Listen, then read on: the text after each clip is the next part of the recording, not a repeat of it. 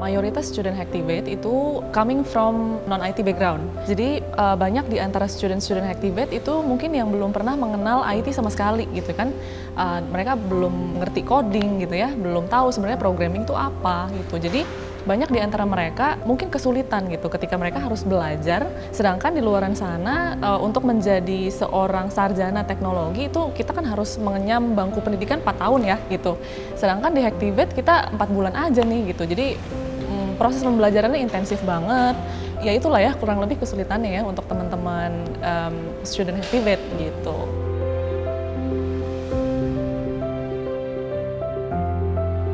Jadi Engineering Empathy itu adalah sebuah fasilitas yang disediakan oleh Hacktivate untuk students Hacktivate, di mana kita memperlengkapi mereka dari sisi soft skill-nya, di mana hal itu akan membantu mereka ketika mereka berjuang dalam mengikuti bootcamp yang berat tentunya, yang padat, dan juga mempersiapkan mereka untuk masuk dunia kerja. Karena dunia kerja nggak cuma bicara hard skill, tapi juga pasti bicara tentang soft skill. Kenapa kita kemudian memberikan engineering empathy? Karena kita mengetahui bahwa mereka ini kemungkinan akan mengalami kesulitan dalam masa pembelajarannya, di mana mereka harus adaptasi secara cepat, karena mereka harus menghadapi pembelajaran yang juga cukup cepat. Jadi engineering empathy di sini adalah sebagai wadah para siswa atau para student untuk meluapkan mungkin kesulitannya gitu ya, karena terkadang ketika kita mungkin kesulitan, ketika kita stres gitu ya dalam situasi yang cukup tertekan, sulit ya, maksudnya kayaknya nggak ada jalan keluar gitu. Terkadang kan kita butuh orang lain untuk membimbing kita, oh seharusnya kamu seperti ini gitu.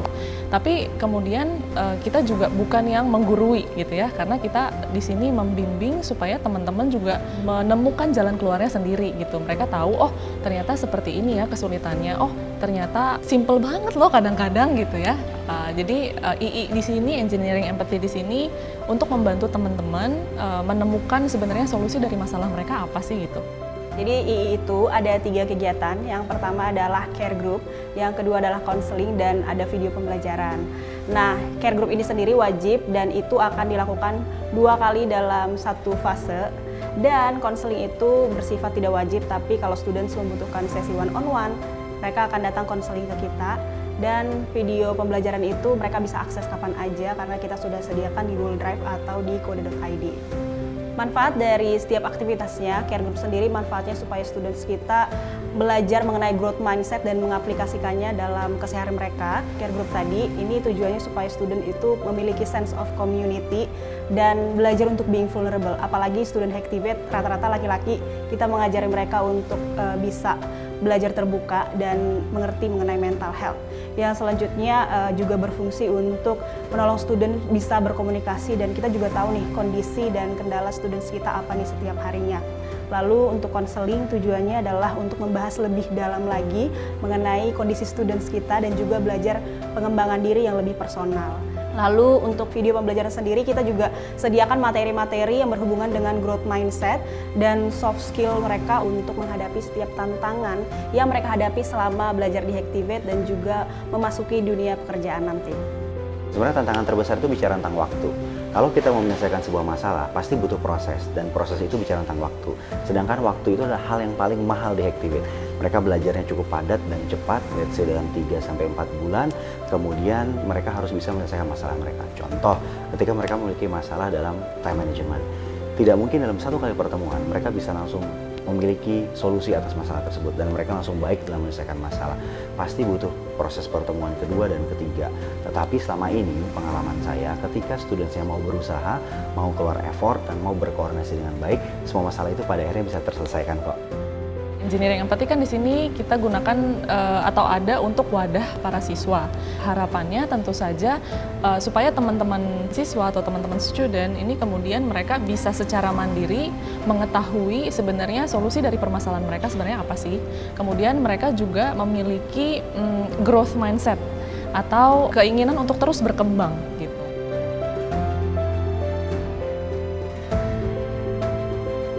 Selama ikuti itu aku mendapatkan growth mindset. Dari situ aku menerapkannya selama aku di fase bootcamp ini. Aku tidak berpikir pesimis di saat menemui halangan yang emang buat tidak lancar selama ikut bootcamp ini. Dari fase 0 sampai fase 1, dan itu yang membuat aku survive di bootcamp ini. Setelah ikut sesi II, sebelumnya Aku ngerasain gugup sih waktu live code. Rasa gugup, aku nggak bisa ngeliat waktu yang ada di depan. Gimana ya Kak kalau aku nih ngatasin ini ikut live code selalu gugup. Waktu gugup aku ngeblank, aku nggak bisa ngelanjutin codingan aku. Akhirnya abis sesi dikasih saran, coba deh ganti buat kamu ngeliat waktu itu tapi lebih ke pengalihan lain. Kita ngerjain pakai musik dan itu cukup berhasil sih buat live code-nya. Terus juga waktu aku ngoding takut salah, takut error. Aku ikut sesi II, terus dikasih masukan dan saran buat cobalah kita codingan itu bukan berarti harus perfect, tapi lebih ke coba, gagal, kita belajar, dan kita belajar dari kesalahan itu. Practice make perfect kata sesi II waktu itu. Kalau diperhatikan, apa yang kita sediakan ya, layanan konseling, care group, dan juga video itu sepertinya tidak langsung mengubah seseorang. Tapi kita percaya bahwa itu masuk ke dalam pikiran mereka dan mempengaruhi mereka setiap hari. Jadi setiap hari yang kita tekankan kepada student adalah bagaimana mereka bisa berubah hidupnya. Jadi nggak hanya berubah hari ini.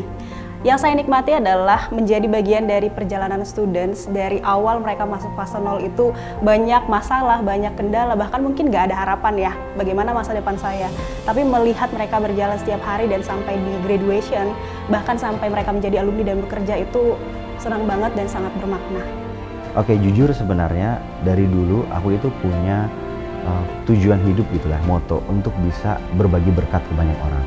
Dan menurutku salah satu cara untuk aku bisa berbagi berkat adalah dengan jalan aku tempuh sekarang.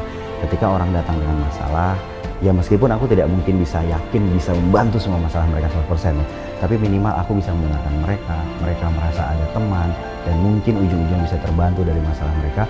Menurutku itu part dari aku menjadi berkat bagi mereka.